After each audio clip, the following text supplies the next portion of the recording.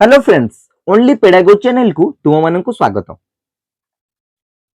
आमे पूर्व क्लास रे अंडरस्टैंडिंग लर्निंग प्रोसेस रो एफसी2 बही रो अंडरस्टैंडिंग लर्निंग प्रोसेस चैप्टर रो आमे इंट्रोडक्शन आउ ऑब्जेक्टिव्स पढ़ी थिले। तादर आमे पढ़ी थिले माने शिक्षार्थी को माने जो बुझीबाटा लर्निंग रो जो प्रोसेस टा शिक्षण रो जो धाराटा रहउची ताको बुझीबा दरकार निहाती भाबरे। कारण गोटे पिलाटी को बुझीबा पई पिलाटी को प्रथम देखो चैप्टर गुडियो केमते लिंक अछि काली मध्ये मु कहितली। प्रथमे आमे पिलाटी रो डेवलपमेंट को बुझिले ता ग्रोथ को बुझिले। एबे से जा सिखिबो तार शिक्षण को बुझीबा दरकार।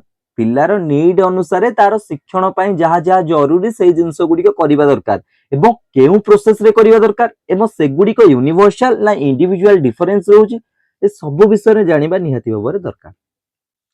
तो ये चैप्टर उपक्रम रे आमे से पढ़ले उपक्रम रे से सब विषय देछि ऑब्जेक्टिव्स देछि एकना विषय भीतर तमे धारणा स्वरूप ए सब विषय जानि परिबा। तो काली रो क्लास थिला हमर एटा।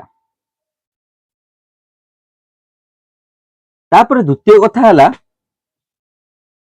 आमे पढ़िबा पूर्वरु गोटे कथा कहूची गवर्नमेंट रो कंट्रोल मते गोटे क्वेश्चन रा आंसर दबो। गवर्नमेंट रो कंट्रोल जिते सारा प्राइवेट ऑर्गेनाइजेशन तापरे पब्लिक ऑर्गेनाइजेशन किंबा गवर्नमेंट सेक्टर ए सबुथिरे गवर्नमेंट रो कंट्रोल रहुछि ना नाही। गवर्नमेंट ए सबु जिंस गुडी को तदारख करूछि ना नाही। प्रथम कथा जदि तदारख करूछि गोटे न्यूज एबे बहुत सैड न्यूज जोटा कि इंडिया पई देखो सबुठु सुपीरियर प्रायोरिटी होची प्रथमे होची देश। प्रथमे प्रायोरिटी देश कारण गवर्नमेंट तो परिवर्तन हबो टेम्पररी जिंस से गवर्नमेंट परिवर्तन हबो गवर्नमेंट परमानेंट नुहे। गवर्नमेंट बॉडी रे जो माने अछंती गवर्नमेंट रो ऑल स्टेक होल्डर्स माने समस्ते परिवर्तनशील किंतु देश तो गोटी देश तो परमानेंट। गोटे न्यूज एबे होची सुनिलु तो न्यूज टा होची कोन ना UAE United Arab Emirates UAE कोन ना युद्ध पई जो युद्ध चलची ना अमेरिका इजराइल और ईरान माने अमेरिका इजराइल गोटे पटे ईरान गोटे पटे युद्ध जो चलची सेथरे दुबई कोन गला ना जो माने सब अछंती माने आउट ऑफ कंट्री तांको कंट्री रो नुहे माने अरब रो नुहे जो माने अछंती बाहर रो जो माने अछंती किबा अरब रो भी जो माने अछंती से तांको मानो पई कोन गला ना जेति दिन जे युद्ध चाली थिबो से माने मने कर से माने तांको देश को जाई पारु नथिबे कारण मने जे दुबई रो एयरपोर्ट रे जेतोले मिसाइल मार होइछ तो निहाती बरे एयरपोर्ट रो एयरलाइंस बंद अछि तो से जेतोले जाई पारु ना तांको देश को तांको रहिबा खाइबा सब दुबई कहला तांको सब जेते सब होटल्स माने अछंती जो माने सब गवर्नमेंट एमिति तांकर कंट्रोल अछि से समस्त को कहले ना समस्त जो रही परिबे एवं तांको खाइबा खाइ परिबे बिना मूल्य रे बिना पैसा रे एवं शेष रे जहां भी बिल हेतिबो ताहा गवर्नमेंट होची दबो तांको गवर्नमेंट तांको होटल्स मान को पे करिवो बा जो माने अछंती है कि ना एमती सब साहाय्य होती तांको पे करिवो गवर्नमेंट किंतु कोनोसी जो अछंती जो माने बाहर देश जाई काम करछन्ते से माने को कोनोसी अर्थ दबाउ पड़िबो नै। एटा होची तांको माइंडसेट। आमो माइंडसेट कोन हेतिला जानचो जेतेबेले पहलगाम अटैक हेतिला सेतेबेले जो माने बाहर टूरिस्ट आस्तिले सब आस्तिले तापर जेतेबेले आतंकवादी अटैक हेतिला सो सेतेबेले कोन हेतिला जानचो से माने तांको देश को जिबा पई जो एयरलाइन रो टिकेट गुडी को से कोन हेतिला जानचो एयरलाइन रो टिकेट गुडी को 10 गुण ए माने रेट बढ़ाई देथिले 10 गुण रेट 6000 टका टिकेट टा 60000 टका 10 गुण टिकेट बढ़ाई देथिले माने एमाने देशर जदि किछि गोटे परिस्थिति खराब पडुची एथरु जानि पारथो गवर्नमेंट रो केते कंट्रोल अछि। देशर जदि किछि गोटे परिस्थिति देश ऊपर जदि किछि गोटे संकट पडुची एमाने ताको अपॉर्चुनिटी बोली भाबुचंती गोटे अपॉर्चुनिटी पैसा कमेवार गोटे अपॉर्चुनिटी बोली भाबुचंती जोटा कि रियलिटी टू बहुत दूर रे। एसब कथा कहिबार कारण କାରଣ ବହୁତ ସାରା ପ୍ରୋବ୍ଲେମ କ୍ରିଏଟ, ବହୁତ ସାରା, नो डाउट ଭଲ କାମ ବି ହଉଛି, କିନ୍ତୁ ଯୋଉ ଜିନିଷ ଗୁଡିକ ଦେଶ ପାଇଁ ଯୋଉଟା ପ୍ରାୟୋରିଟି, ସର୍ବୋପରି ଆମେ କହୁଛୁ ଦେଶ, ସବୁଠୁ ଉପରେ ହଉଛି ଆମର ଦେଶ, ପ୍ରଥମେ କଣ୍ଟ୍ରି, ତାପରେ ଯାହା। ଛାଡ ସେ ସବୁ କଥା ହେଇକି ଲାଭ ନାହିଁ। ବହୁତ ସ୍ୟାଡ ନ୍ୟୁଜ, ସିଏ ପୁରା ମାନେ ଟିକେଟ ର ପାୱାର, ମାନେ ତାଙ୍କର ମାଇଣ୍ଡ ସେଟ କେମିତି, ଆମ ମାଇଣ୍ଡ ସେଟ କେମିତି, ଏଇଥିରୁ ଜଣା ପଡି ଯାଉଛି। ଛାଡ, ଆମେ ଆମ ପାଠକୁ ଆସିବା। ଆମେ ପଢୁଥିଲେ କଣ, ଆମେ ପଢୁଥିଲେ ଶିକ୍ଷଣର ଯୋଉ ଯାଇକି ଅଛି ତା ଅଣ୍ଡରଷ୍ଟାଣ୍ଡିଂ ପ୍ରୋସେସ ଟା କେମିତି ହଉଛି, ମାନେ କୋଉ ପ୍ରୋସେସ ଦେଇ ଶିକ୍ଷଣ ଗତି କରୁଛି, ଯୋଉ ପ୍ରୋସେସ ଟା ହଉଛି ପିଲା ଉପରେ ବହୁତ ଇଫେକ୍ଟ ପକେଇବ। ପିଲାର ହଉଛି କି ନା ବେସିକ ପୁରା ନିଡ୍ ଗୁଡିକ, ପିଲାର ଯାହା ଯାହା ସାମର୍ଥ୍ୟ ଅଛି, ସବୁ ଜିନିଷକୁ ଆଖି ଆଗରେ ରଖି ଏଇ ପ୍ରୋସେସ ଟି କରାଯାଉଛି। ପ୍ରଥମେ ତାର କିଛିଟା ଜିନିଷ ଅଛି ଯୋଉଟା କି ତାର କଣ ଧାରଣା ଓ ସ୍ୱରୂପ, ସ୍କୋପ ହଉଛି କଣ ନା, ଲର୍ଣ୍ଣିଂ ର କିଛିଟା ସ୍କୋପ ଅଛି, ସେ ସ୍କୋପ ବିଷୟରେ ଆମେ ପଢିବା। 10ଟି ଖଣ୍ଡେ ସ୍କୋପ ଅଛି, ତା ବିଷୟରେ ଜାଣିବା। ସେ କହିଲା ପରିବେଶ ସହ କ୍ରିୟା ପ୍ରତିକ୍ରିୟା କରି ଶିକ୍ଷାର୍ଥୀ ଅନେକ କଥା ଶିଖିଥାଏ। ଏଇଟା ଆମେ ପ୍ରଥମରୁ ବି ଜାଣିଛୁ। ପରିବେଶ ସହ କ୍ରିୟା ପ୍ରତିକ୍ରିୟା କରି ଶିକ୍ଷାର୍ଥୀ ଅନେକ କଥା ଶିଖିଥାଏ। ଏହି ଶିକ୍ଷଣ ଶିକ୍ଷାର୍ଥୀର ଆଚରଣରେ ଆପେକ୍ଷିକ ପରିବର୍ତ୍ତନ ଆଣିଥାଏ। ଏହି ଶିକ୍ଷଣ କଣ ନା, ଶିକ୍ଷାର୍ଥୀର ଆଚରଣରେ ଆପେକ୍ଷିକ ପରିବର୍ତ୍ତନ ଆଣିଥାଏ। ଏଠି ତମେ କହିବ ଆପେକ୍ଷିକ ୱାର୍ଡ ଟା କଣ ପାଇଁ? ଦେଖ, ଶିକ୍ଷଣ ଯେମିତି ପରିବର୍ତ୍ତନଶୀଳ, ଆଚରଣ ସେମିତି ପରିବର୍ତ୍ତନଶୀଳ। ମୁଁ କହିବି ମୋଟିଭେସନ, ଆମେ ଶୁଣିଛେ ମୋଟିଭେସନ ଦି ପ୍ରକାରର, ଗୋଟେ ହଉଛି କଣ ନା ବାହ୍ୟ ମୋଟିଭେସନ, ଗୋଟେ ହଉଛି ଆଭ୍ୟନ୍ତରୀଣ ମୋଟିଭେସନ। ତମର ଯୋଉଟା ନିଜ ମନ ଭିତରୁ ଯୋଉ ମୋଟିଭେଟ ତମେ ହେଇଥିବ, ନିଜ ହଉଛି ଡିସିପ୍ଲିନ ହେଇଥିବ, ନିଜେ ପୁରା ମନ ଭିତରେ ନାଇଁ ବହୁତ ସାରା ହଉଛି ଟାଇମ ୱେଷ୍ଟ କଲି, କଣ କଲି, କିନ୍ତୁ ପଢାପଢି ପ୍ରତି ଆଜିଠୁ ଘଣ୍ଟା ଡେଲି ପଢିବି, ନିଜଠୁ ନିଜେ ଯୋଉ ମୋଟିଭେଟ ହେଇଥିବ ସେଇଟା ହଉଛି ପରମାନେଣ୍ଟ ଭଳିଆ ତମର ରହିବ, ନିଜେ ମୋଟିଭେଟ ହଉଥିବ। କିନ୍ତୁ ଯୋଉ ବାହ୍ୟ ମୋଟିଭେଟ ହେଇଥିବ ତମେ, ମାନେ ଅନ୍ୟ କାହାର ସ୍ପିଚ ରୁ ମୋଟିଭେଟ ହେଇଥାଇପାର, କିମ୍ବା ଅଦର ସୋର୍ସ କିମ୍ବା ଭିଡିଓସ ଅଡିଓସ ଏଇ ସବୁ ଯଦି ମୋଟିଭେଟ ହେଇଥାଇପାର, ଏଇଟା ତମର ଗୋଟେ ଟେମ୍ପୋରାରୀ ଫ୍ଲୋ ହୋଇଥାଏ। ଡିସିପ୍ଲିନ ଟା ବାଉନ୍ସ ହେଇଥାଏ, କିନ୍ତୁ ସେ ବାଉନ୍ସ ଟା କେବଳ ଯେତିକି ପର୍ଯ୍ୟନ୍ତ ଅଡିଓଟିର ହଉଛି ପାୱାର ଅଛି ସେତିକି ଯାଏଁ ସେଟା ବାଉନ୍ସ ହେଇଥାଏ, ତାପରେ ଏଟା ଲିନିୟର ପୁଣି ହେଇଯାଇଥାଏ। କିନ୍ତୁ ଯେତେବେଳେ ମନ ଭିତରୁ ଯୋଉ ମୋଟିଭେସନ ଟା ଆସିବ, ନିଜର ମୋଟିଭେସନ, ଆଭ୍ୟନ୍ତରୀଣ ମୋଟିଭେସନ, ସେଇଟା ଗୋଟେ ଡିସିପ୍ଲିନ ୱେରେ ଗୋଟେ ମାନେ ଚାଲିଥାଏ, କଣ୍ଟିନ୍ୟୁଅସ ପ୍ରୋସେସ ରେ ଚାଲିଥାଏ। ଏଇଟା ହଉଛି ମୋଟିଭେସନ। ମୁଁ ତମକୁ କହିଦେଲି ଦିଟା କୋଉ ଚଙ୍ଗା, ବାସ୍ ଏଠି ହଉଛି ସେଇଆ। ସିଏ ଗଲା ଶିକ୍ଷାର୍ଥୀର ଆଚରଣରେ ଆପେକ୍ଷିକ ପରିବର୍ତ୍ତନ ଆଣିଥାଏ। ଶିକ୍ଷଣ ଆପେକ୍ଷିକ ମାନେ ଅପେକ୍ଷାକୃତ, ମାନେ ଅଲଗା ପରିବର୍ତ୍ତନ। ଏଠି ଜିନଗତ ପରମାନେଣ୍ଟ ପରିବର୍ତ୍ତନ ଏଠି କୁହାଯାଉ ନାହିଁ, ଏଠି ଆପେକ୍ଷିକ ପରିବର୍ତ୍ତନ ଆଣିଥାଏ। ଶିକ୍ଷଣ ଫଳରେ ଶିକ୍ଷାର୍ଥୀର ଆଚରଣରେ ଯେଉଁ ପରିବର୍ତ୍ତନ ହୋଇଥାଏ ତାହାକୁ ଅପେକ୍ଷାକୃତ ସ୍ଥାୟୀ ହୋଇଥାଏ। ଦେଖ, ଏଠି ତ କହିଲେ ଆପେକ୍ଷିକ, ସେ ଏଠି କଣ କହୁଛି, ଶିକ୍ଷଣ ଫଳରେ ଶିକ୍ଷାର୍ଥୀର ଆଚରଣରେ ଯୋଉ ପରିବର୍ତ୍ତନ ହୋଇଥାଏ ତାହା ଅପେକ୍ଷାକୃତ ସ୍ଥାୟୀ ହୋଇଥାଏ। ଅପେକ୍ଷାକୃତ ସ୍ଥାୟୀ ହୋଇଥାଏ ମାନେ ଆମେ ତାକୁ କହିପାରିବାନି 100% ସ୍ଥାୟୀ ବୋଲି, କିନ୍ତୁ ଅପେକ୍ଷାକୃତ ସ୍ଥାୟୀ ହୋଇଥାଏ। ଦେଖ, କେମିତି ହବନି, ମୁଁ ଗୋଟେ ଜିନିଷ ଶିଖିଲି, ମନେକର ମୁଁ କାର ଡ୍ରାଇଭିଂ ଶିଖିଲି।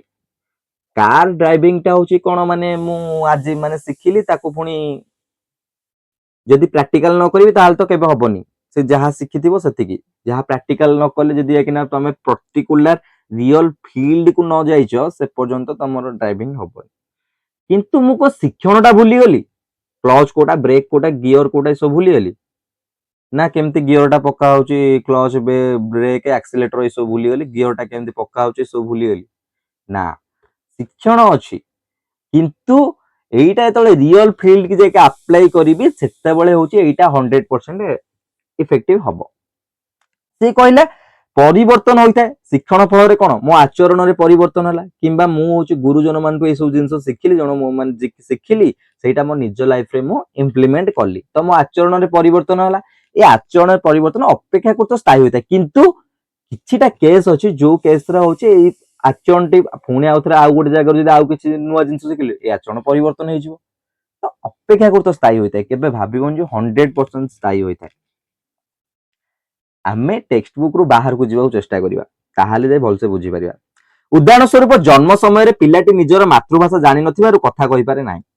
ଜନ୍ମ ସମୟରେ ମାତୃଭାଷା, ବହିରେ ତ ଲାଇନ ବାଇ ଲାଇନ ଏମିତି ଦେଇଦେଇଛି, ଜନ୍ମ ସମୟରେ ମାତୃଭାଷା ସେ ଜାଣିନଥାଏ, ସେଥିପାଇଁ ସେ କଥା କହିପାରେ ନାହିଁ। ନା, ପିଲାର ଲାଙ୍ଗୁଏଜ ଡେଭଲପମେଣ୍ଟ ସେମିତି ହେଇ ନଥାଏ।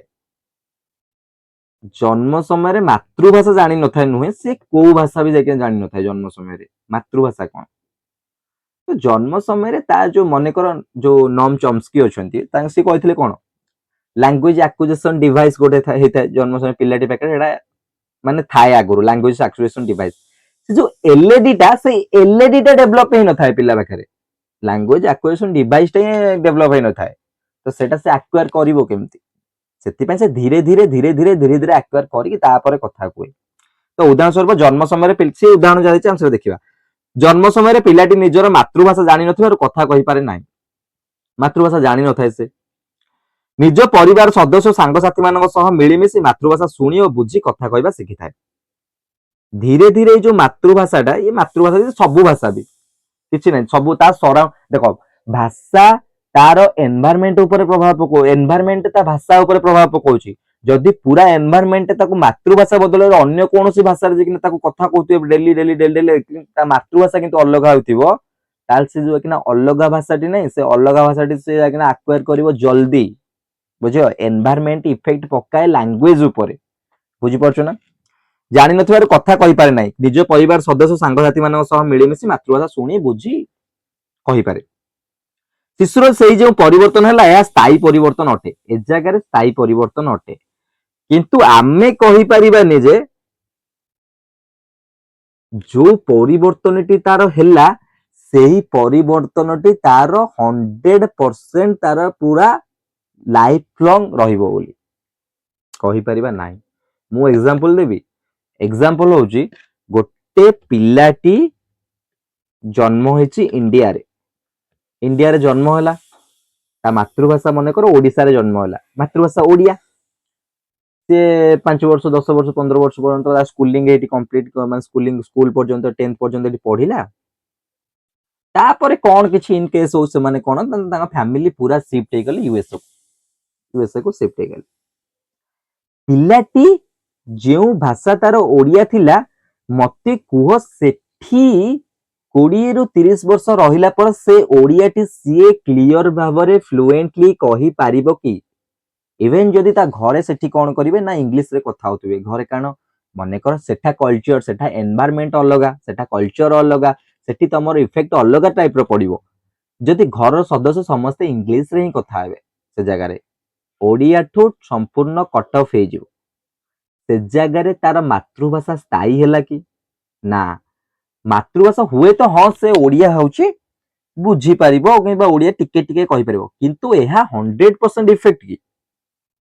ସେ ଯେତେବେଳେ ଏଠି 30 ବର୍ଷ ରହିଥିଲେ ଯୋଉ ଫ୍ଲୁଏଣ୍ଟ କରିଥାନ୍ତା, ସେଠି ସେ ଫ୍ଲୁଏଣ୍ଟ ଆସିବ କି? ଆସିବନି। ତ ଏଠି ଏନଭାରମେଣ୍ଟ ର ବି ଇଫେକ୍ଟ ପଡୁଛି। ଏଇ ସବୁ ଜିନିଷ ମନେ ରଖ, ଟିକି ନିକି ଜିନିଷ। ଆମେ କେବଳ ବହିର ପୁରା ଲାଙ୍ଗୁଏଜ ଟାକୁ ଆମେ ଯଦି ପଢିଦବା ତାହେଲେ କିଛି ଫାଇଦା ନାହିଁ। ବୁଝିଲ? ସେ କହିଲା ସ୍ଥାୟୀ ପରିବର୍ତ୍ତନ ଅଟେ। ହଁ, ସିଏ ଏଠି ଏନଭାରମେଣ୍ଟ ନେ ସିଏ ସିମ୍ପଲ ରେ କହିଛି, ହଁ ଏଇଟା ଗୋଟେ ସ୍ଥାୟୀ ପରିବର୍ତ୍ତନ ଅଟେ, କାରଣ ଶିକ୍ଷଣ ତାର ହଉଛି ହେଲା ଭାଷା, ଯୋଉ ଭାଷାକୁ ସେ ଡେଲି ଲାଇଫ ରେ ପ୍ରୟୋଗ କରିବ, ଏଇଟା ହଉଛି। କିନ୍ତୁ ମୁଁ ଯୋଉଟା କହିଲି ସେଟା ଏକ୍ସପ୍ରେସନାଲ କେସ୍। ବୁଝିଲ? ତ ଏକ୍ସପ୍ରେସନାଲ କେସ୍ ଗୁଡିକ ସବୁବେଳେ ମନେ ରଖୁଥିବ, ତାହେଲେ ମନେ ରହିବ ସବୁ ଜିନିଷ। ଶିକ୍ଷାର୍ଥୀର ମନୋବୃତ୍ତି, ମନୋଭାବ, କୃତି ଓ ମୂଲ୍ୟବୋଧରେ ଯେଉଁ ସ୍ଥାୟୀ ପରିବର୍ତ୍ତନ ହୋଇଥାଏ ତାହାକୁ ଶିକ୍ଷଣ କୁହାଯାଏ। ଶିକ୍ଷାର୍ଥୀର ମନୋବୃତ୍ତି, ମନୋଭାବ, କୃତି, ମୂଲ୍ୟବୋଧରେ ଯେଉଁ ସ୍ଥାୟୀ ପରିବର୍ତ୍ତନ ହୋଇଥାଏ ତାହାକୁ ଶିକ୍ଷଣ କୁହାଯାଏ। ତାହେଲେ ଏଠି ପରମାନେଣ୍ଟଲି ଲାଷ୍ଟ ବୁଝିଲ କଣ, ଯୋଉଥିରେ ସ୍ଥାୟୀ ପରିବର୍ତ୍ତନ ହୋଇଥାଏ। ମୁଁ ଯୋଉ କେସ୍ ଗୁଡା କହୁଛି ଏ ସବୁ ଏକ୍ସେପସନାଲ କେସ୍ ଗୁଡିକ, ମାନେ ଏଗୁଡିକ ହଉଛି ପ୍ରକୃତରେ ରେୟାର କେସ୍, ରେୟାର ଇଭେଣ୍ଟରେ ଏସବୁ ଜିନିଷ ଗୁଡିକ ସଂଘଟିତ ହୋଇଥାଏ। କିନ୍ତୁ ଏସବୁ ଜିନିଷ ଜାଣିବା ନିହାତି ଦରକାର, କାରଣ ଆମେ କୌଣସି ଜାଗାରେ 100% ମୋଷ୍ଟ କରେକ୍ଟ ଆମେ କହିପାରିବା ନାହିଁ। ଏଇଟା ପୁରା ୱାର୍କ କରିବ, ସେଇଟା 99.99 ହେଇଥାଇପାରେ। ଲାଇଫବଏରେ ବି ଲାଇଫବଏ ସାବୁନ 99% ହିଁ ଜମା, ଡେଟଲ ବି 99% ସେମାନେ କୁହନ୍ତି। ସେମାନେ କଣ ପାଇଁ କୁହନ୍ତି? ନାଇଁ ଆମର 100% ଆମର ପୁରା ମାନେ କୀଟାଣୁ ଗୁଡିକ ମାରୁଛି, କହିବେନି କେବେ। ତ ଏଇଟା ବି କେବେ 100% ନୁହେଁ। ହଁ, ସ୍ଥାୟୀ ପରିବର୍ତ୍ତନ ମାନେ ଯୋଉ ଆଚରଣରେ ଯୋଉ ସ୍ଥାୟୀ ପରିବର୍ତ୍ତନ ହଉଛି ଶିକ୍ଷଣ ଦ୍ୱାରା, ତାକୁ ଶିକ୍ଷଣ ହିଁ କୁହାଯାଏ। ମନୋବୃତ୍ତି ଏସବୁ ମୂଲ୍ୟବୋଧରେ ଯୋଉ ସ୍ଥାୟୀ ପରିବର୍ତ୍ତନ ତାକୁ ଶିକ୍ଷଣ କୁହାଯାଏ। ଆମେ ସାଧାରଣତଃ ଶିକ୍ଷଣକୁ ଆଚରଣଗତ ପରିବର୍ତ୍ତନ କହିଥାଉ। ନିହାତି ଭାବରେ ଆମେ ଯାହା ଶିଖୁଛୁ ତା ଶିକ୍ଷା ଦ୍ୱାରା ଆମ ନିଜ ଆଚରଣରେ ପରିବର୍ତ୍ତନ ହଉଛି।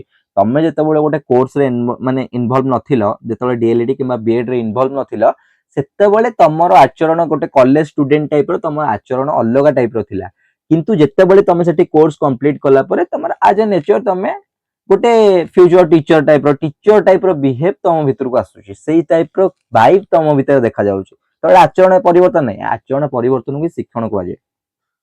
ସିମ୍ପଲ ଭାଷାରେ ବୁଝିଲ, ସିମ୍ପଲ ରେ ପରୀକ୍ଷାରେ ପଢିଲେ ସିମ୍ପଲ ରେ ହିଁ ଲେଖିବ। ବ୍ଲେୟାର ଜୋନ୍ସ ଓ ଶିର୍ଷନଙ୍କ ମତରେ ଶିକ୍ଷଣର ଅର୍ଥ ଅନୁଭୂତି ମାଧ୍ୟମରେ ଆଚରଣ ପରିବର୍ତ୍ତନ, ଯାହାକି ପରବର୍ତ୍ତୀ କାଳରେ ବିଭିନ୍ନ ପରିସ୍ଥିତିରେ ସମ୍ମୁଖୀନ ହେବା ନିମନ୍ତେ ବ୍ୟକ୍ତିକୁ ସାହାଯ୍ୟ କରିଥାଏ। ମାତ୍ର ସବୁ ଆଚରଣ ପରିବର୍ତ୍ତନ ଶିକ୍ଷଣ ନୁହେଁ। ଇମ୍ପୋର୍ଟାଣ୍ଟ ପଏଣ୍ଟ, ସବୁ ଆଚରଣର ପରିବର୍ତ୍ତନ ଶିକ୍ଷଣ ନୁହେଁ। ଏକ୍ସାମ୍ପଲ କହିଲ, ଦେଖ ସିଏ କଣ ଦେଇଛି ଏକ୍ସାମ୍ପଲ ଦେଖିବା। ଗୋଟେ ରୋଗୀ, ମତେ ଜ୍ୱର ହେଲା, ମୋ ଆଚରଣରେ ପରିବର୍ତ୍ତନ, ମତେ ଚିଡଚିଡା ଲାଗିଲା, ମନେକର ଦେହ ହାତ ଦର୍ଜ ଲାଗିଲା, ଚିଡଚିଡା ଲାଗିଲା, ସେଇଟା କଣ ମୋ ଆଚରଣରେ କି? ସେଇଟା ମୋ ଆଚରଣ ନୁହେଁ। ମେ ବି ଇନ କେସ୍ ହଉଛି ମୋ ଆଚରଣ ଅଲଗା, କିନ୍ତୁ ବର୍ତ୍ତମାନ ପରିସ୍ଥିତିରେ ମୁଁ ଏଇ ଆଚରଣ ଦେଖଉଛି ଯେ ମତେ ଚିଡଚିଡା ଲାଗୁଛି, ମତେ ଭଲ ଲାଗୁନି, ମତେ ଜ୍ୱର ହେଇଛି, କିମ୍ବା ମୋ ଦେହ କିଛି ଡିଜିଜ ହେଇଛି, ମତେ ଡିଜିଜ ପାଇଁ ଗୋଟେ କାରଣ ଆଚରଣରେ ପରିବର୍ତ୍ତନ ହେଲା। ମୁଁ ଡ୍ରିଙ୍କସ କରିଛି, ମୁଁ ଆଲକୋହଲ କନଜ୍ୟୁମ କରିଛି, ଆଲକୋହଲ କନଜ୍ୟୁମ କରୁଛି ମାନେ କଣ, ମୋ ଆଚରଣରେ ପରିବର୍ତ୍ତନ ଆସିବ, ଆଚରଣରେ ପରିବର୍ତ୍ତନ ଆସିଲା, କିନ୍ତୁ ଏଇ ଆଚରଣ ଯୋଉ ପରିବର୍ତ୍ତନ ହେଲା ଏଇଟା ମୋର ଟେମ୍ପୋରାରୀ ପରିବର୍ତ୍ତନ ଆସିଛି। এই ଯୋଉ ଟେମ୍ପୋରାରୀ ପରିବର୍ତ୍ତନ ଆସିଛି ଏଇଟାକୁ ଆମେ ଶିକ୍ଷଣ କହିପାରିବା ନାହିଁ। ଡିଜିଜ ଯୋଗୁ ଯୋଉ ଟେମ୍ପୋରାରୀ ପରିବର୍ତ୍ତନ ଆସିଛି ୟାକୁ ଆମେ ଶିକ୍ଷଣ କହିପାରିବା ନାହିଁ। ବାସ୍ ସେଇ ଜିନିଷଟା ଏଠି କହିଲା, ମାତ୍ର ସବୁ ଆଚରଣଗତ ପରିବର୍ତ୍ତନ ଶିକ୍ଷଣ ନୁହେଁ। ଉଦାହରଣ ସ୍ୱରୂପ କ୍ଳାନ୍ତି ଓ ମାନସିକ ଅବସାଦ ଫଳରେ ତଥା ନିଶା ଦ୍ରବ୍ୟ ସେବନ କଲେ ଆମର ଯେଉଁ ଆଚରଣ ପରିବର୍ତ୍ତନ ହୁଏ ଏଗୁଡିକୁ ଆମେ ଶିକ୍ଷଣ ବୋଲି କହିପାରିବା ନାହିଁ। ବୁଝିଲ, କ୍ଲିୟର ପଏଣ୍ଟ। ଏହା ବ୍ୟତୀତ ଛିଙ୍କିବା, ହାଇ ମାରିବା, ଗରମ ପଦାର୍ଥର ହାତ ଉଠାଇ ନେବା ଇତ୍ୟାଦି ପ୍ରତିପୋଷଣ କ୍ରିୟା ସହଜାତ କେତେକ ଆବେଗ ସ୍ୱତଃସ୍ଫୂର୍ତ୍ତ, ଏଗୁଡିକ ସ୍ୱତଃସ୍ଫୂର୍ତ୍ତ ଆବେଗ ଗୁଡିକ। ଗରମ ଜିନିଷ ଛୁଇଁଲା ମାନେ ସାଙ୍ଗେ ସାଙ୍ଗେ ହାତ କାଟିଦବ, ଏଟା ସ୍ୱତଃସ୍ଫୂର୍ତ୍ତ ଆଚରଣ ଗୁଡିକ। ଏଗୁଡିକ ଆପେ ଆପେ ହୁଏ, ଏସବୁ ଶିଖିବାକୁ ପଡେ ନାହିଁ। କୁହାଯାଇନି ପିଲାଟି ଯଦି ଗୋଟେ ଲଣ୍ଠନ ଟିକୁ ଛୁଇଁବାକୁ ଯାଉଛି ତାକୁ ଛୁଇଁବାକୁ ଦିଅ। କିଏ କହିଥିଲେ ମତେ କହିବ କମେଣ୍ଟ ବକ୍ସ। ତାକୁ ଛୁଇଁବାକୁ ଦିଅ, ଯେତେବେଳେ ଛୁଇଁଲା ପରେ ତାର କଣ ଗରମ ଜିନିଷଟା ଯେତେବେଳେ ତା ହାତକୁ ମାନେ ବାଜିବ ସେ ହାତ କାଢିଦବ, ଦ୍ୱିତୀୟ ଥର ସେଠିକି ଯିବନି। ବୁଝିଲ ନାହିଁ? ବାସ୍ ଏଠି ହଉଛି ସେଇ ଟାଇପର କିଛି, ସେଇଟା ଗୋଟେ ସ୍ୱତଃସ୍ଫୂର୍ତ୍ତ ଆଚରଣ। ପିଲାଟିକୁ କିଏ ଶିଖେଇଥିଲା କି ଏଇଟା ଗରମ ଜିନିଷ, ୟାକୁ ଯାଇକିନା ହାତ ମାରନ୍ତିନି, ତାକୁ କୁହନ୍ତି ସମସ୍ତେ, କିନ୍ତୁ ସିଏ ଯେତେବେଳେ ପ୍ରାକ୍ଟିକାଲ କଲା, ହାତ ମାରିଲା, ତାକୁ ଗରମ ଲାଗିଲା, ସେ ଜାଣିଗଲା ଏ ଜିନିଷଟି କେମିତି ଗରମ ଜିନିଷକୁ ଛୁଇଁବାନି, ଏଟା ସ୍ୱତଃସ୍ଫୂର୍ତ୍ତ ଆଚରଣ। ବୁଝିଲ, ଏଗୁଡିକ ଆପେ ଆପେ ହୁଏ, ଏଗୁଡିକୁ ଶିଖିବାକୁ ପଡେ ନାହିଁ। ଅନ୍ୟ ପକ୍ଷରେ ଶିକ୍ଷଣ ଏକ ଆପେକ୍ଷିକ ସ୍ଥାୟୀ ପରିବର୍ତ୍ତନ, ଯାହାକି ଭବିଷ୍ୟତ ପରିସ୍ଥିତିରେ ମୁକାବିଲା ପାଇଁ ସାହାଯ୍ୟ କରେ। ଠିକ, ନିହାତି ଭାବରେ ଶିକ୍ଷଣ ହଉଛି ଗୋଟେ କଣ ନା ସ୍ଥାୟୀ ପରିବର୍ତ୍ତନ। ଏହି ପରିବର୍ତ୍ତନ ଆପେ ଆପେ ସଂଘଟିତ ହୋଇପାରେ ନାହିଁ। এই ପରିବର୍ତ୍ତନ ଆପେ ଆପେ ସଂଘଟିତ, ଆପେ ଆପେ ଗୋଟେ ଜିନିଷ ଶିଖିଯିବୁ, କିଛି ଜିନିଷ ଦେଖିଲେ ତ ଶିଖିବୁ, କିଛି ଜିନିଷ ପଢିଲେ ତ ଶିଖିବୁ, କିଛି ଜିନିଷ ଲେଖିଲେ ତ ଶିଖିବୁ, କିଛି ଜିନିଷ କରିଲେ ତ ଶିଖିବୁ। ଆପେ ଆପେ କେମିତି, ମାନେ ଶୋଇକି ଉଠିଲୁ ତା ପରଦିନ ହଉଛି ଆଜ୍ଞା କଣ ଫ୍ଲାଇଟ ଚଲେଇବୁ। ଆଜି ଶୋଇକି ଉଠିଲି ମୁଁ, ମାନେ ରାତିରେ ଶୋଇଲି, ସକାଳେ ଉଠିଲି, ସିଧା ପ୍ଲେନ ଚଲେଇଲି। ଏଇଟା କେମିତିଆ ପରିବର୍ତ୍ତନ? এইটা হচ্ছে নেক্সট টু ইম্পସିবল, ମୁଁ ଯଦି ଆଗରୁ ମନେକର ଦେଖ ଏଇଟା ମୁଁ ଚଲେଇଲି, ଅର୍ଥ ମୁଁ କଣ କହିଲି ନା ଆଗରୁ କୌଣସି ପ୍ରକାର ପ୍ଲେନ ବିଷୟରେ ମୋର ଧାରଣା ହିଁ ନାହିଁ। ପ୍ଲେନ ଅପରେଟ କେମିତି କରାଯାଉଛି, ପ୍ଲେନର ଯୋଉ ମଲ୍ଟିପଲ ସୁଇଚ ଗୁଡିକ ଅଛି ତାର ୱାର୍କ କଣ, ପ୍ଲେନରେ ଯୋଉ ଜିନିଷ ଗୁଡିକ ମାନେ ପ୍ଲେନରେ କୋଉ ଇଣ୍ଡିକେଟର କୋଉ ଟାଇପର କାମ କରିବ, କଣ କଣ ଇଣ୍ଡିକେସନ ଅଛି, ପ୍ଲେନର ଯୋଉ ନାଭିଗେସନ ଟା କେମିତି କାମ କରୁଛି, ଏ ସବୁ ବିଷୟରେ ମୋର କୌଣସି ମାନେ ଆଇଡିଆ ନାହିଁ। ପ୍ଲେନର ଇଞ୍ଜିନ କେମିତି ଷ୍ଟାର୍ଟ ହଉଛି ତା ବିଷୟରେ ମୋର ଆଇଡିଆ ନାହିଁ, କିନ୍ତୁ ତାପରଦିନ ସକାଳେ ମୁଁ ପ୍ଲେନ ଚଲେଇଲି। ଏଇଟା କଣ ଶିକ୍ଷଣ ହେଲା କି? ଏଇଟା ହଉଛି ତମର ଗଡ୍ସ ଗିଫ୍ଟ। ଏଇଟା ହଉଛି ତମ ଭିତରେ ରାତି ଭିତରେ ପୁରା ପ୍ଲେନ ର ଥିଓରି ତମ ମାଇଣ୍ଡ ଭିତରକୁ ପଳେଇ ଆସିଲା, ସେତିକି ହଉଛି କଥା। ତାପରେ କଣ ଏଇଟା ଶିକ୍ଷଣ ନୁହେଁ, ଏଗୁଡିକ ଆପେ ଆପେ, ତାପରେ କଣ ଗଲା, ଏହି ପରିବର୍ତ୍ତନ ଆପେ ଆପେ ସଂଗଠିତ ହୋଇପାରେ ନାହିଁ, ଏହା ପର୍ଯ୍ୟବେକ୍ଷଣ, ପରୀକ୍ଷଣ, ଅନୁଭୂତି, ଅଭ୍ୟାସ, ତାଲିମ ଦ୍ୱାରା ସଂଗଠିତ ହୋଇଥାଏ। ହେଲା, ଆପେ ଆପେ ସଂଗଠିତ ହୁଏ ନାହିଁ। ବୁଝିପାରିଲ ପୁରା ଟୋଟାଲ ଉପରେ ତାର ଧାରଣାଟା ଏଟା ଆମେ ପଢିଲେ, ଧାରଣାଟା ପୁରା କ୍ଲିୟର ହେଲ। ଏଥର ସ୍ୱରୂପ ପଢିଆ। ସ୍ୱରୂପ କଣ, ଶିକ୍ଷଣ ଏକ ଜୀବନ ବ୍ୟାପୀ ପ୍ରକ୍ରିୟା। Learning is a lifelong process, ଜୀବନ ବ୍ୟାପୀ ପ୍ରକ୍ରିୟା। ତମେ ଭିତରେ କଣ ଲେଖା ହେଇଛି ଛାଡ, ତମେ ଜୀବନର ପ୍ରତିଟି ମୁହୂର୍ତ୍ତରେ ଶିଖୁଛ, ପ୍ରତିଟି ମୁହୂର୍ତ୍ତରେ ଶିଖୁଛ କିଛି ବି। ସେ ଛୋଟ ପିମ୍ପୁଡିଠୁ ଶିଖୁଛ, ସେ ବଡ ହାତୀଠୁ ବି ଶିଖୁଛ, ସେ ଜିରାଫଠୁ ବି ଶିଖୁଛ, ତମେ ମଣିଷଠୁ ଶିଖୁଛ, ବଣ ମଣିଷଠୁ ଶିଖୁଛ, ତମେ ଏଭ୍ରିଥିଙ୍ଗ इन योर सराउंडेड, ଯାହା ତମକୁ ଘେରି ହୋଇ ରହିଛି ସେ ସବୁଠୁ ତମେ ଶିଖୁଛ। ସେଇଟା ହିଁ ଶିକ୍ଷଣ। ଶିକ୍ଷଣ ଏକ ଜୀବନ ପ୍ରକ୍ରିୟା। ଆଉ ସେଟା ଶିଖୁଛ ମାନେ କଣ ଆଜି ଶିଖୁଛ କାଲିକି ଯାଇକିନା ଆଉ ଶିଖୁନ ତା ନୁହେଁ। ଟୋଟାଲି ଓମ୍ ଟୁ ଟୁମ୍, ମାତୃ ଗର୍ଭରୁ ଜନ୍ମ ହେବା ପରଠୁ, ଜନ୍ମ ହେବା ପୂର୍ବରୁ ତମେ କଣ ଶିଖୁଛ ତା ଭିତରେ, ମା ପେଟ ଭିତରେ ତମେ କଣ ଶିଖୁଛ, ରୋବଟ ଥିଓରି ନା ହଉଛି ମେକାନିକାଲ ଥିଓରି, କିଛି ଶିଖୁନ। ଜନ୍ମ ହେବା ପରେ ତମେ ମା ପେଟରୁ ଥିବା ବେଳେ ତମେ ସେ ଯଦି ବି କିଛି ଶିଖୁଥିବ ସେଇଟା ତମର ଅନକନସିୟସ, ତମ କନସିୟସ ନୁହେଁ। କିନ୍ତୁ ଜନ୍ମ ହେବା ପରଠୁ ତମେ ପ୍ରତି ମୁହୂର୍ତ୍ତରେ ଶିଖି ଶିଖି ଚାଲୁଛ। ସେ ଛୋଟ ପିଲା ହେଲେ ବି ସେ ଭାଷା ଶିଖୁଛି ହେଲା। ସେ କହିଲା ଶିକ୍ଷଣ ଜନ୍ମଠାରୁ ଆରମ୍ଭ ହୋଇ ମୃତ୍ୟୁ ପର୍ଯ୍ୟନ୍ତ ଚାଲେ, କାରଣ ଶିଖିବାର କୌଣସି ସୀମା ନଥାଏ। ଶିକ୍ଷାର କିଛି ସୀମା ନାହିଁ। ପ୍ରତି ମୁହୂର୍ତ୍ତରେ ଯେକୌଣସି ପରିବେଶ ପରିସ୍ଥିତିରୁ ଆମେ ଅନେକ ନୂଆ କଥା ଶିଖିଥାଉ। ପ୍ରତ୍ୟେକ ଶିକ୍ଷଣ ଅନୁଭୂତି ନୂତନ ଶିକ୍ଷଣ ପାଇଁ ମୂଳଦୁଆ ଭାବେ କାମ କରେ। ପ୍ରତ୍ୟେକ ଶିକ୍ଷଣର ଅନୁଭୂତି ଆଉ ଗୋଟେ ନୂଆ ଜିନିଷ ଶିଖିବା ପାଇଁ ହେଲ୍ପ କରେ, ମୂଳଦୁଆ ଭାବେ କାମ କରେ।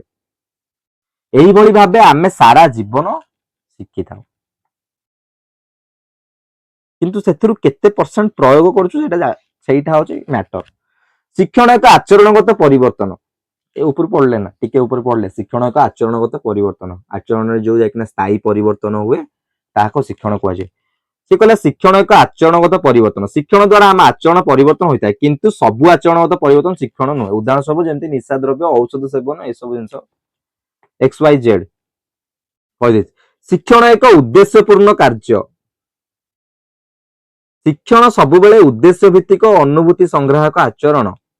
ଶିକ୍ଷଣ ସବୁବେଳେ କଣ ଉଦ୍ଦେଶ୍ୟ ଭିତ୍ତିକ ଅନୁଭୂତି ସଂଗ୍ରାହକ ଆଚରଣ ପ୍ରବର୍ତ୍ତକ, ବିକାଶମୂଳକ, ପରିପକ୍ୱତା ଭିତ୍ତିକ, କ୍ରିୟାଶୀଳ ଓ ଜୀବନ ବ୍ୟାପୀ ପ୍ରକ୍ରିୟା ଅଟେ। ଏ ସବୁତକ ୱାର୍ଡ ଗୋଟେ ଠି ଦେଇଦେଲା ସେ। ଉଦ୍ଦେଶ୍ୟପୂର୍ଣ୍ଣ କାର୍ଯ୍ୟ, ଶିକ୍ଷଣ ମାନେ ଦେଖ ପଏଣ୍ଟ ରୁ ବୁଝ, ସେ କହିଲା ଉଦ୍ଦେଶ୍ୟପୂର୍ଣ୍ଣ କାର୍ଯ୍ୟ। ଶିକ୍ଷଣ ଏକ ଉଦ୍ଦେଶ୍ୟପୂର୍ଣ୍ଣ କାର୍ଯ୍ୟ। ଆମେ ଯୋଉ ଜିନିଷଟି ଶିଖୁଛେ, ଆମେ ପିମ୍ପୁଡିଠୁ କଣ ଶିଖୁଛେ, ପରିଶ୍ରମ କରିବା। ମନେକର ପିମ୍ପୁଡିଠୁ ଆମେ ଶିଖିଲେ ଡେଲି ଡେଲି ପରିଶ୍ରମ କରିବା। ଆମର ଗୋଟେ ଉଦ୍ଦେଶ୍ୟପୂର୍ଣ୍ଣ କାର୍ଯ୍ୟ ସେଟା ନାହିଁ, ସେଥିରେ ଆମର ଉଦ୍ଦେଶ୍ୟ ପୂରଣ ହଉଛି ନା ନାହିଁ। ଆମେ ଗୋଟେ ଜିନିଷ ସେଇଟା ଆମେ ଡେଲି ଲାଇଫରେ ଇମ୍ପ୍ଲିମେଣ୍ଟ କରିପାରୁଛୁ ନା ନାହିଁ, କରିପାରୁଛୁ। ତ ଶିକ୍ଷଣ ହଉଛି ଗୋଟେ ଉଦ୍ଦେଶ୍ୟପୂର୍ଣ୍ଣ କାର୍ଯ୍ୟ। କିଛି ଗୋଟେ ଉଦ୍ଦେଶ୍ୟ ରଖିବା ଆମେ ଶିଖୁଛେ କିଛି ଜିନିଷ। ବିନା ଉଦ୍ଦେଶ୍ୟରେ ହଉଛି ସେ ମୁଭି ହିଁ ଦେଖି ହୁଏ। ମୁଭିରେ ଯୋଉ ଯାଇକିନା ତମେ ଯୋଉ ଗ୍ରାଭିଟେସନାଲ ଫୋର୍ସ ଏସବୁ ଜିନିଷ ଗୁଡିକ ସେଟା ହଉଛି ବିନା ଉଦ୍ଦେଶ୍ୟରେ, ମାନେ ଯୋଉ ପୁରା ମାନେ ସାଙ୍ଗେ ସାଙ୍ଗେ ଉଡିକି ପଳେଇଲା, ସେସବୁ ବିନା ଉଦ୍ଦେଶ୍ୟରେ। କିନ୍ତୁ ଶିକ୍ଷଣଟା ପ୍ରକୃତରେ ରିଅଲ ଲାଇଫରେ ଶିକ୍ଷଣଟା ଉଦ୍ଦେଶ୍ୟପୂର୍ଣ୍ଣ କାର୍ଯ୍ୟ। କିଛି ଗୋଟେ ମାଇଣ୍ଡର ଉଦ୍ଦେଶ୍ୟ ରହୁଛି, ଆମେ ଶିଖୁଛୁ ଏବଂ ତାହାକୁ ଆମେ ଚେଷ୍ଟା କରୁଛେ ଯେ ଆମେ ଡେଲି ଲାଇଫରେ ଭଲ ଜିନିଷ ଗୁଡିକୁ ପ୍ରୟୋଗ କରିପାରିବା ବୋଲି। ଶିକ୍ଷଣ ଏକ ସକ୍ରିୟ ପ୍ରକ୍ରିୟା। ନିହାତି ଭାବରେ ଶିକ୍ଷା ଗୋଟେ ଆକ୍ଟିଭ ପ୍ରୋସେସ, ଗୋଟେ ଏଟା କଣ ଇନଆକ୍ଟିଭ ପ୍ରୋସେସ, ଆକ୍ଟିଭ ପ୍ରୋସେସ, ଗୋଟେ ସକ୍ରିୟ ପ୍ରକ୍ରିୟା। କାରଣ ଆମେ କନସିୟସ ହେଲା ବେଳେ ହିଁ ଶିଖୁଛେ। ଅବଶ୍ୟ ସବକନସିୟସରେ କିଛି ଶିଖିବା, ଅନକନସିୟସରେ କଣ କିଛି ନାହିଁ। ଦେଖ ଅନକନସିୟସ, ସବକନସିୟସ ଆଉ କନସିୟସ। ଆମେ ସବକନସିୟସରେ ଶିଖିପାରୁଛୁ, ହଁ କନସିୟସରେ ଶିଖିପାରୁଛୁ। ସବକନସିୟସରେ କିଛି କିଛି, ହଁ କନସିୟସରେ ଆମେ କିଛି କିଛି, କନସିୟସରେ ପୁରା ଶିଖିପାରୁଛେ।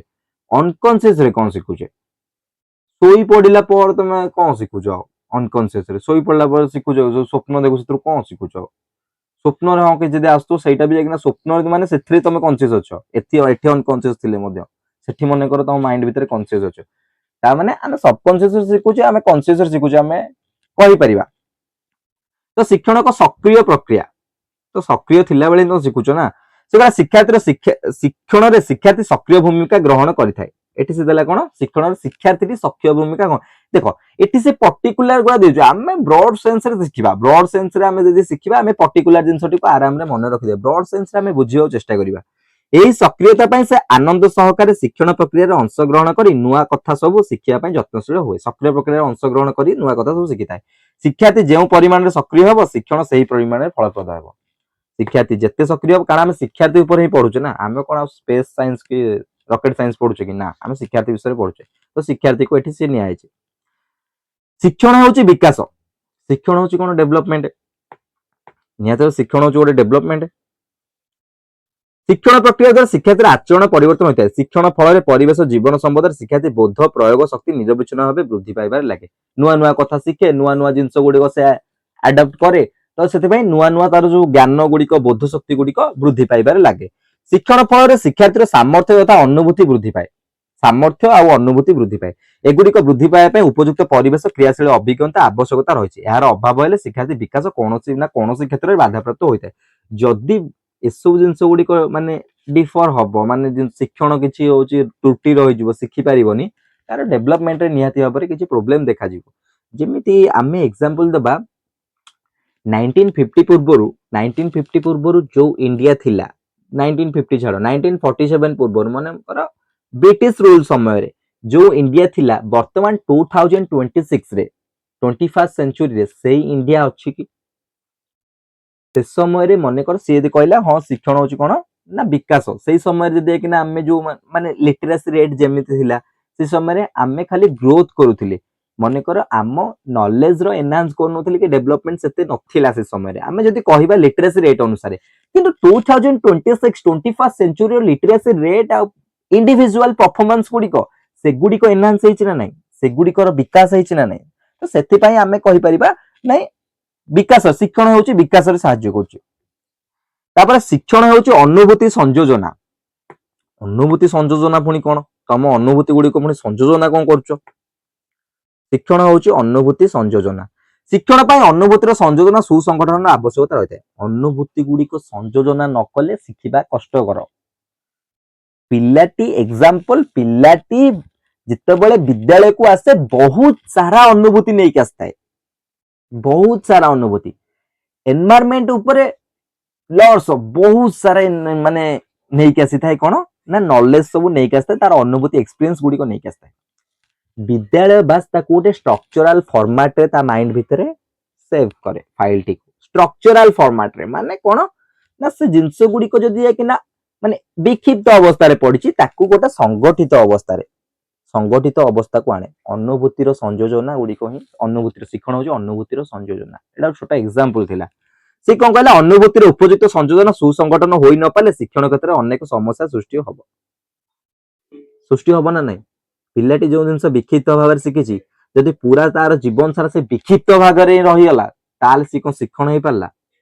ନିହାତି ଭାବରେ ବାଧାପ୍ରାପ୍ତ ହେଲା ନା ଶିକ୍ଷଣ। ତାକୁ ଗୋଟେ ଷ୍ଟ୍ରକ୍ଚରାଲ ଫର୍ମାଟରେ ଯୋଗେଇଲା ପରେ, ମନେକର 1 2 3 4 ଡାକୁଛି, ପିଲାଟି ମନେକର 1 3 5 8 7 2 ଏମିତି ଡାକୁଛି, ତ ମାନେ କଣ ଷ୍ଟ୍ରକ୍ଚରାଲ ଫର୍ମାଟରେ ନାହିଁ।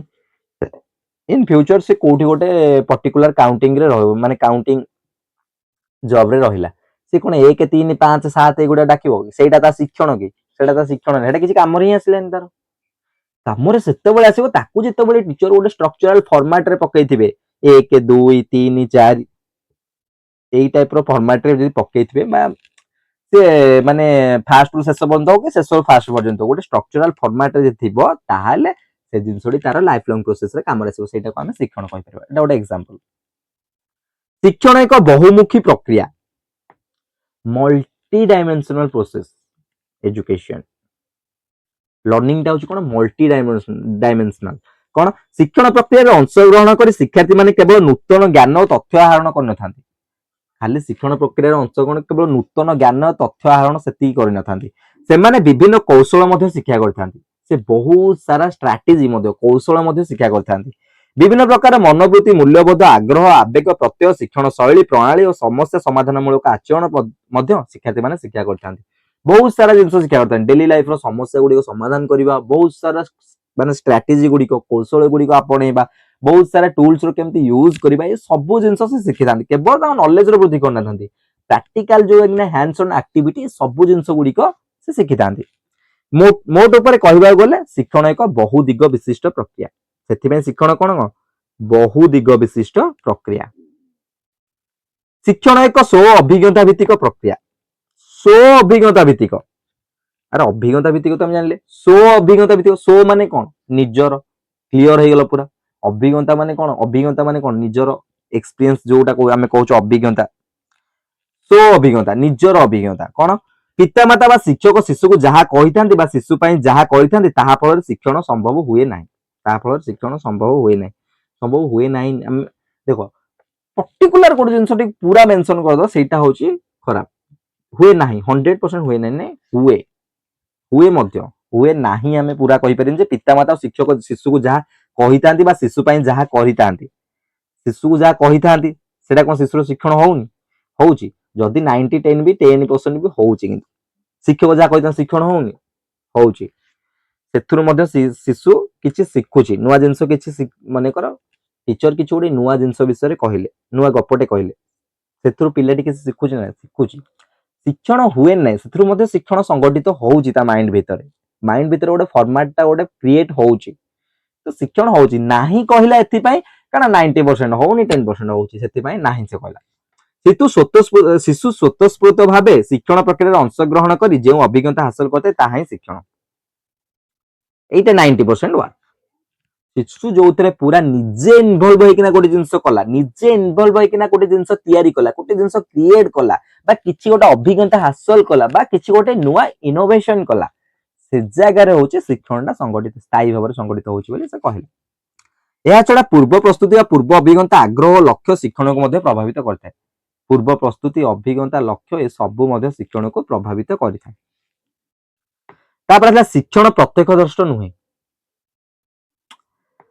ए पॉइंट रु कौन बुझ शिक्षण प्रत्यक्ष दृष्ट नुहे शिक्षण प्रत्यक्ष दृष्ट नुहे शिक्षण कार तुम देखि पारछो शिक्षण कोड शिक्षण एटा गोटे शिक्षण देखि पारछो परोक्ष भाव में सी तमर गोटे अनुभूति सी गोटे भाइब तुमर सी प्रत्यक्ष दृष्ट नुहे सी कौन कहला देख शिक्षण को प्रत्यक्ष भाव देखि हुए ना शिक्षण के देखियो बाटर जाउथलो कि शिक्षण को पाइलो शिक्षण के देखिनो शिक्षण बेली गोटे पिला अछि ना कोन शिक्षण को आमे देखिबू शिक्षण प्रत्यक्ष दृष्ट नुहे शिशु कार्यकलाप जो जिनस गुड़िक से माने तार जो कार्यकलाप जो क्रियाकलाप करा जो जिनस गुड़िक से शो करे जो जिनस गुड़िक समाज से माने आचरण देखाए ताको शिक्षण कहुए से विषय अनेक कथा जना पड़े शिशु कार्यकलाप कौन शिखी से विषय अनेक कथा जना पड़े ताको शिक्षण कहुए ना कि शिक्षण पर्टिकुलर किसी जिनस ना आम जो धरी पारिबा एगुड़ा प्रत्यक्ष नुहे प्रत्यक्ष दर्शन नुहे है शिक्षण हूँ उपयोजन उपयोजन माने परिवेश रे खाप खुआई चलिबा सेटा गोटे उपयोजन परिवर्तनशील दुनिया रे खाप खुआई चलिबा होचे शिक्षण माने तमे जेनेरेशन अनुसार तमे निजको मॉडिफाइड करबा दरकार वर्तमान मु जेमती कहितली 21st सेंचुरी रो स्किल होची आमे कंप्यूटर लिटरेसी जेमती आमे जानिथिबा दरकार बेसिक कंप्यूटर लिटरेसी पूरा न होले भी बेसिक कंप्यूटर लिटरेसी आमे जानिथिबा दरकार 21st सेंचुरी रो स्किल जदि आमे से जिंसटी को जानिनी ताहले आमे आउटडेटेड हे गेलेनी पिला अपडेट अछंती पिला वर्तमान 21st सेंचुरी जो पिला मान समान को मोबाइल चले जानि नांती कंप्यूटर चले जानि नांती से बेसिक जिंस जानि चंती बेसिक काम कर दे पजन जहां पाखरे मोबाइल नाही से भी मोबाइल चले जानि गेले एटा 21st सेंचुरी कारण एटा जेनरेशन एटा वर्तमान एनवायरनमेंट रो इफेक्ट पडुची वर्तमान समस्त हाथ में मोबाइल अच्छी समस्त पाखे लैपटॉप अच्छी कंप्यूटर अच्छी ये समस्त चलेबा जानी अल्प हो अधिक हो ऑन कर सब जानी जदि तमे सेटा जानी न ताहले तमे आउटडेटेड हो गलनी तमे कौन आ शिक्षण दबो तमे आउटडेटेड फुल्ली आउटडेटेड तमे पिला पूरा आउरी कम जानिछ आउटडेटेड वर्तमान चॉक आउट टॉक मेथड ए जिंस चालुनी पिला को पूरा फुल्ली प्रैक्टिकल फुल्ली पिला को एक्सपेरिमेंट दरकार फुल्ली पिला माने जेमती पूरा निजे सब करके शिखिबे सेतेबेले थिला चॉक आउट टॉक मेथड वर्तमान दुनिया परिवर्तन है सेति पय से कोन कहला शिक्षण होची उपयोजन सेति पय 21st सेंचुरी स्किल अनुसार तमे जदी गोटे आज टीचर हबो आज टीचर हिसाब रे तमे अपॉइंट हेलो कोटी गोटे तमे से सब जिंस जानिथिबा दरकार जोटा पिल्ला जानिबा को चाहूची जोटा पिल्ला शिखिबा को चाहूची से सब जिंस तमे शिखै पारथुवा दरकार या न तमे हां स्पेशल गोटे जगह ना पर्टिकुलर तमे किछि कंटेंट रो टीचर हेलो पर्टिकुलर तमे किछि सब्जेक्ट टीचर हेलो से जगह तमे कहो ना मु से जिंस जान सेटा केस नुहे केस होची बेसिक जिंस जानिबा कथा मु जेमती कहली मने कर 21st सेंचुरी स्किल होची कंप्यूटर लिटरेसी तमे यदि कंप्यूटर लिटरेसी जान न ताल 21st सेंचुरी टीचर केमती तमे हो बुझी पाउछो मु कोन कहिबा को जाउची बुझो कथा टी प्रैक्टिकल जिंस टी को बुझो प्रैक्टिकल जिंस होची कोना हमर माने हमर जो एनवायरनमेंट अछि हम सराउंडिंग रे जो एनवायरनमेंट अछि सही सी कोन सी हमटू ए जिंस टी एक्सपेक्ट करूची जे ए जिंस टी तमे प्रोवाइड करो तमे जदी से जिंस टी प्रोवाइड न करि पारिलो ताहाले से जगह रे होची प्रॉब्लम देखा जीवो नियाती ओवर प्रॉब्लम देखा जीवो तमे आउटडेटेड हे जीवो अपडेटेड रही पारिबोनी अपडेटेड रुओ से कोन सेति पय देखो आउट एग्जांपल जदी हम देबा हमें कहूचो हां जे कि ना डायनासोर माने जो थिले से माने होचंती तांको एनवायरनमेंट सहित से माने उपयोजन करि पारिलेनी सेति पय से माने कोन विलुप्त होई गेले एक्सटेंड होई गेले से माने एक्सटेंड ହେଇଗଲେ ନା ନାଇଁ ସେମାନେ ବିଲୁପ୍ତ ହେଇଗଲେ କାରଣ ସେମାନେ କଣ କଲେ ଖାପ ଖୁଆଇ ଚଳି ପାରିଲେନି ନିଜ ନିଜ ଭିତରେ ତାଙ୍କର ହଉଛି ଯୁଦ୍ଧ ଚାଲିଲା ନିଜ ନିଜରେ ମନେକର ସେ ଯୋଉଠି ମାଂସାସୀ ମାନେ ଥିଲେ ସେମାନଙ୍କ ଖାଦ୍ୟ ମିଳିଲାନି ଶାକାହାରୀ ମାନେ ମଧ୍ୟ ସେମାନେ ବହୁତ ସାରା ଜଙ୍ଗଲ ସବୁ ନଷ୍ଟ ହେଲା ସବୁ କିନ୍ତୁ ଏଇ ଥିଓରିଟା କଣ ନା ଏଇ ଥିଓରିଟା ହଉଛି ଯୋଉଟା କି ଉପଯୋଜନ କରିପାରିଲେ ନାହିଁ କିନ୍ତୁ ଯଦି ଆମେ ଡାଇନୋସର କେମିତି ଏକ୍ସଟିଣ୍ଡ ହେଲେ ଦୁନିଆରୁ ତା ବିଷୟରେ ଯଦି ପଢିବା ତାହେଲେ ସେ କିଛି ଅଲଗା ଜିନିଷ ହଉଛି पर्टिकुलर अलग जिनस ही से शो करुच्ची आम तो पर्टिकुलर 100% जाने ना कहीं से हाँ शो कर इजिप्टा बोली गोटे हूँ मेटेरोइडा इजिप्टा बोली गोटे आस्ट्रोइडा हूँ पृथ्वी ऊपर पड़ा जहाँ द्वारा कौन ना पृथ्वी टेम्परेचर माने 3000 डिग्री सेल्सियस ऊपर को पड़ेगा जहाँ द्वारा कि बहुत सारा डायनासोर मरीगले हूँ तार फोर्स एत पृथ्वी जो सराउंड मान जो लिथोस्फीयर तार जो लिथोस्फीयर जो जिन गुड़िक अच्छे से गुड़िक हूँ आटमोस्फीयर को उड़ीगला आटमोस्फीयर से गुड़िक जो वर्षा है से कौन ना से हूँ निआ लगिला माने फ्रिक्शन फल जो माध्याकर्षण शक्ति फ्रिक्शन फल से कौन जाइना घर्षण फल से हूँ निआ बल टाइप रहा जहाँ द्वारा कि उड़ी डायनासोर भी से शेष होले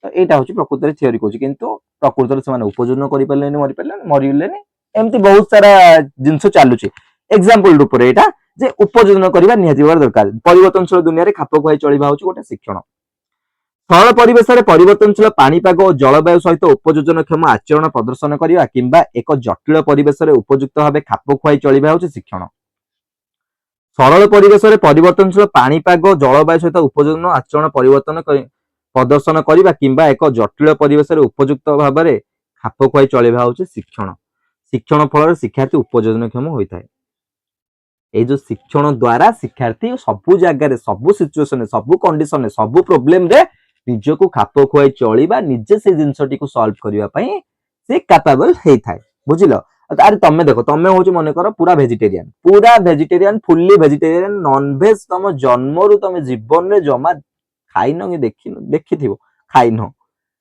तुमको गोटे एमती एनवायरमेंट छड़ा जो भेज रोचे नाम निशान ही ना भेज नहीं ओनली नॉन भेज तुम केते दिन सर्वाइव करिवो तमे जदी सेही एनवायरमेंट को आपणी पारिबोनी सेही एनवायरमेंट सहित तमे जदी खाप खुआई न चली पारिबो सेही एनवायरमेंट सहित जदी तमे निज परस्पर क्रिया प्रतिक्रिया तमे हेई पारिबोनी सेही एनवायरमेंट सहित ताले तमे मध्य डायनासोर भली विलुप्त होई जिवो एटा होची कथा सेति पई सबु परिवेश सबु परिस्थिति सबु जिंस रे खाप खुआई चलीबा सिख एटा थिला आजिर कथा तो नेक्स्ट क्लास रे हमें पढ़िबा शिक्षण संज्ञा एथुरु काहारे किछि बुझिबारे असुविधा अछि किछि डाउट किछि जिंस रही जाइछि जोटा कि मन भितर द्वंद्व सृष्टि करूछि निहाती भाबरे कमेंट बॉक्स रे पछारिबो निहाती भाबरे म उत्तर देबी तो नेक्स्ट क्लास रे हमें पढ़िबा नेक्स्ट क्लास रे हम पढ़िबा कोन शिक्षण रो संज्ञा डेफिनेशन ऑफ लर्निंग शिक्षण रो हमें संज्ञा गुडी को नेक्स्ट क्लास रे पढ़िबा आज तार धारणा स्कोप विषय आम पढ़िले